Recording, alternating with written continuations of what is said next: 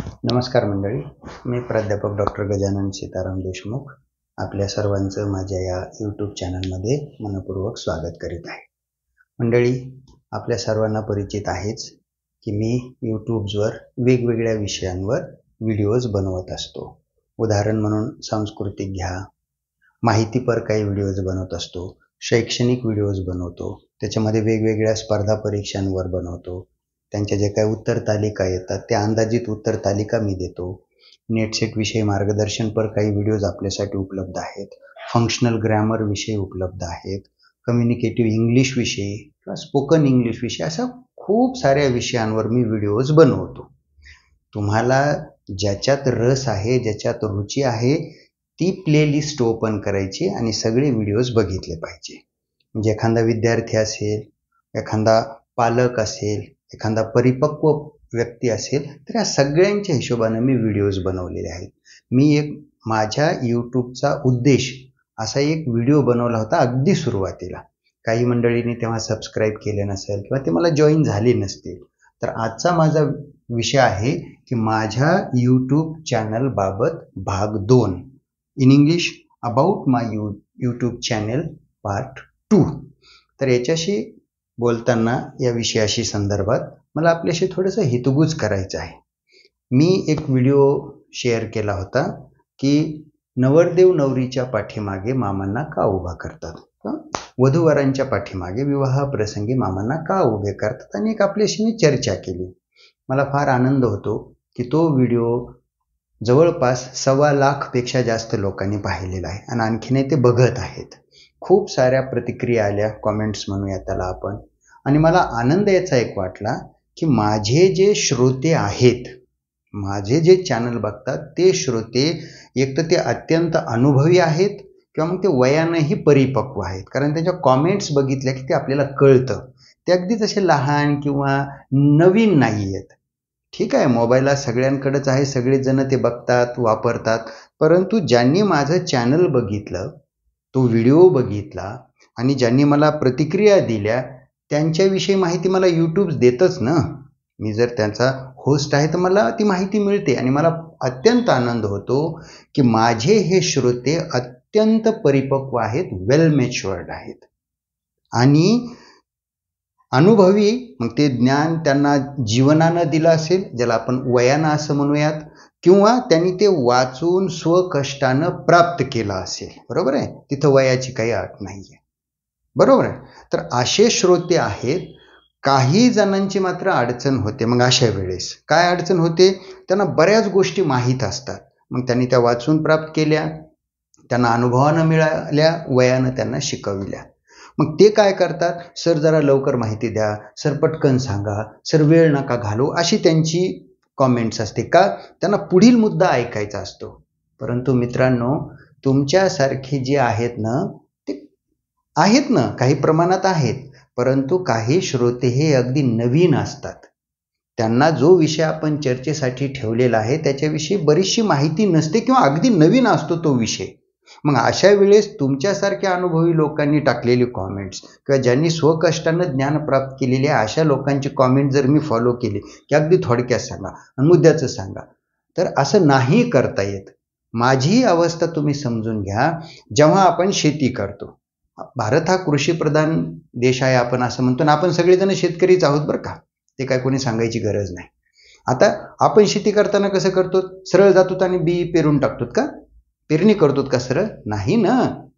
तेथील जे काही तण आहे, गवत आहे, जमिनीची मशागत तर करतो ना. आता तो विषय मी लांबवत बसत नाही. जमिनीची मशागत केल्याच्या नंतर पेरणी करतो, नंतर त्याची निगा राखतो वगैरे वगैरे ह्या गोष्टी आहेत. यूट्यूबवर एखादा विषय मांडण्याची प्रक्रिया पण अगदी शेती करण्यासारखंच आहे बरं का. तुम्हाला जर अगदी पाहिजे तसं पीक हवं असेल, हातात उत्पादन हवं असेल, तर तुम्हीही तितकीच मेहनत घेतली पाहिजे. मग संबंधित विषय आहे, त्याची पार्श्वभूमी असेल, त्या विषयाचा मुख्य गाभा असेल, त्याचा समारोप असेल, याच्यावर तर लक्ष द्यावंच लागतं. परंतु त्या विषयाशी संबंधित असणाऱ्या छोट्या छोट्या बाबी पण आपल्याला स्पष्ट करून सविस्तररित्या सांगाव्या लागतात. का सांगाव्या लागतात? तुमच्यासारखे अनुभवी ज्ञानी लोक आहेत हे मी मान्यच केलेले आहे, परंतु माझे काही बंधू भगिनी असे आहेत की ज्यांना हा विषय अगदी नवीन आहे. मग ते काय म्हणतील, सर तुम्ही हा तर विषय पटकन सांगितला आणि संपून टाकला, आम्हाला काहीच कळलं नाही किंवा अर्धवटच कळालं. मग अर्धवट नाही ना चालत. इंग्रजीमध्ये म्हण आहे, a little knowledge is a dangerous thing, किंवा आपणही म्हणतो अर्धवट ज्ञान हे धोक्याचं असतं. त्यांच्यासाठी मला हा व्हिडिओ कोणत्याही विषयाचा असू द्या तो सविस्तर सांगावा लागतो. हां, तुम्ही कॉमेंट करताना एक करा ना, माझा व्हिडिओ पाहिला, ओके, विषयाचं टायटल वगैरे पाहिलं, माहिती सगळी ऐकली, मग त्याच्यात जर एखादा मुद्दा राहिला असेल, ती अधिकची माहिती द्यायची असेल तर ती तुम्ही कॉमेंटमध्ये टाका ना, की देशमुख सर ही माहिती अशी अशी आहे बरं का, किंवा आमच्या प्रदेशामध्ये आमच्या भागामध्ये असा काहीतरी हा प्रथेचा प्रकार आहे. म्हणजे काय होईल, माझी माहिती अधिक तुमची माहिती अशी येणाऱ्या माहितीचा ओघ येऊन आपल्याला त्या विषयावर अगदी परिपूर्ण माहिती मिळेल ना. कारण आपली संस्कृतीच आहे कोणती, एकमेका सहाय्य करू आणि अवघे धरू सुपंथ. म्हणून माझी आपल्याला विनंती आहे की व्हिडिओ पाहिल्याच्या नंतर फक्त मुद्द्याचं सांगा, वेळ घेऊ नका, लांबण लावू नका, अशा कॉमेंट्स कशाला टाकता. त्याच्याऐवजी तुमच्याकडे खरोखर काही जर ॲडिशनल इन्फॉर्मेशन असेल तर ती कॉमेंटमध्ये टाका, त्याच्यावर सगळे वाचक वाचतील. मी प्रामाणिकपणे सर्व प्रतिक्रियांना अर्थात कॉमेंट्सना माझं प्रत्युत्तर देत असतो, माझी प्रतिक्रिया देत असतो.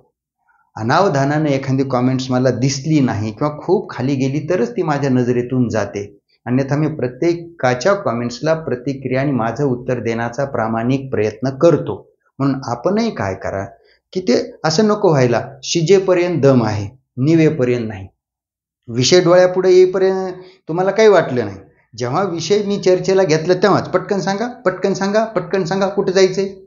अरे 5-10 मिनिट तर घ्या तो विषयावर.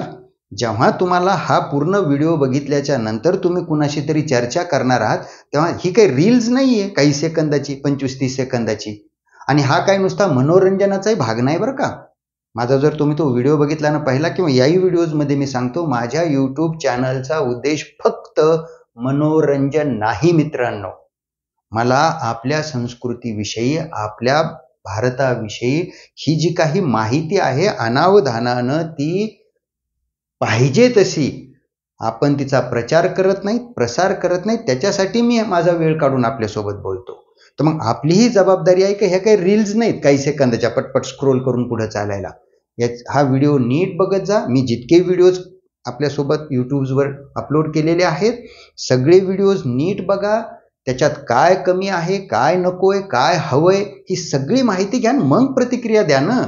म्हणून आपल्याला हा व्हिडिओ शेअर करताना मला आनंद याच्यासाठी झाला की माझे वाचक अगदी परिपक्व आहेत हे मी मान्य केलेलं आहे, परंतु नवीन येणाऱ्या वाचकांचीही थोडीशी लिंक लागली पाहिजे.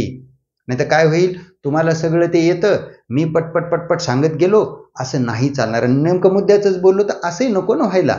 म्हणजे आपण सर्वांनी एकमेकांची जर अशी ती मोळी बांधली तर ती कुणाला तुटत नाही.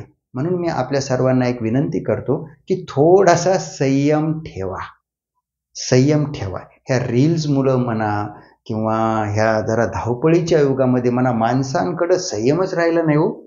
2 मिनिट म्हणलं तरी अशी तडफड तडफड तडफड तडफड होते. तर माझी आपल्याला एक नम्र प्रार्थना आहे की माझे व्हिडिओज पाहताना तरी कृपया वेळात वेळ काढत जा, कारण मी अभ्यासपूर्ण व्हिडिओ बनवत असतो. 4 पुस्तकं बघतो, 4 जणांशी चर्चा करतो आणि त्याच्यानंतरच मी आपल्या समोर येतो. नाहीतर काय व्हायचं, तुमची काहीतरी अशी एक धारणा व्हायची की सर जास्त वेळ घेतात किंवा मग माहिती थोडीशी लांबते. माहिती लांबत नाही, तेवढा तो माहितीचा आवाका त्याच्यापेक्षा जास्त आहे. मी तेवढ्यात ती कव्हर करण्याचा एक प्रयत्न करतो, तुमच्या पुढे मांडण्याचा एक प्रयत्न करतो. म्हणून माझ्या या सर्व ज्ञानी आणि अनुभवी श्रोत्यांना नम्र प्रार्थना आहे की माझे व्हिडिओज कृपा करून तुम्ही ज्या वेळेस अगदी निवांत असता, तुमच्याकडे पेन पेपर असेल तर अत्युत्तम, तेव्हाच हे व्हिडिओज बघत जा. तुम्हाला काय कमी जास्त वाटलं ते मला कॉमेंट्समध्ये टाकत जा, कारण आता आपण एक परिवार झालेलो आहोत. आणि मी आपल्याला परत एकदा प्रार्थना करतो की जे तुमच्यासारखेच काही मंडळी आहेत ज्यांना संस्कृतीविषयी, इंग्रजीविषयी, स्पर्धा परीक्षांविषयी जे मी प्लेलिस्ट्स बनवलेले आहेत त्या प्लेलिस्ट तुम्ही एकदा बघा, त्याच्यात त्यांना ज्यांना रुची आहे त्यांच्यापर्यंत हे व्हिडिओज पाठवा, त्यांना सबस्क्राईब करायला सांगा आणि तुम्ही लाईक करा. चालेल मंडळी, परत एक नवीन व्हिडिओ घेऊन आपल्यासमोर येईलच. मला वाटतं माझं म्हणणं आपल्याला लक्षात आलेलंच आहे. थांबतो. धन्यवाद.